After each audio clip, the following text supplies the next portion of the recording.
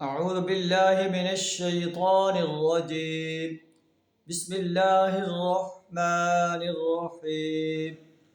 يا أيها الذين آمنوا لا تتخذوا آباءكم وإخوانكم أولياء إن استحبوا الكفر على الإيمان ومن يتولهم منكم فأولئك هم الظالمون.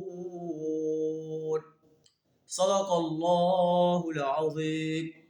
سورہ التوبہ آیت نمبر 23 آپ کے سامنے تلاوت کی، جس کا ترجمہ کچھ اس طرح ہے: اے ایمان کا دعویٰ کرنے والے انسانوں، لا تتخذوا آباءکم و اخوانکم اولیاء، اپنے باپوں کو، اپنے بھائیوں کو اپنا دوست نہ بناؤ.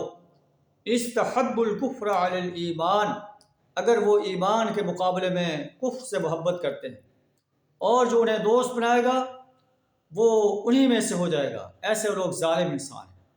اے نبی صلی اللہ علیہ وسلم، انہیں کہہ دو اگر تمہارے باپ، تمہارے بیٹے، تمہارے بھائی، تمہاری بیویاں، تمہارے عزیز و اقارب، تمہارے وہ مال جو تم نے کمائے ہیں، تمہارے وہ کاروبار جن کے تخشون کسادہا، جن کے ماند پڑنے کا تم کو خوف ہے، ومساکن ترضونہا، تمہارے وہ گھر جو تمہیں پسند ہیں، احب الیکم من اللہ ورسولہ، اگر تمہیں اللہ اور اس کے رسول وجہاد فی سبیلہ، اور اس کے راستے میں جہاد کرنے سے عزیز تر ہیں، فتربصوا حتی یأتی اللہ بامرہ، تو پھر انتظار کرو جہاں تک کہ اللہ اپنا فیصلہ تمہارے سامنے لے آئے.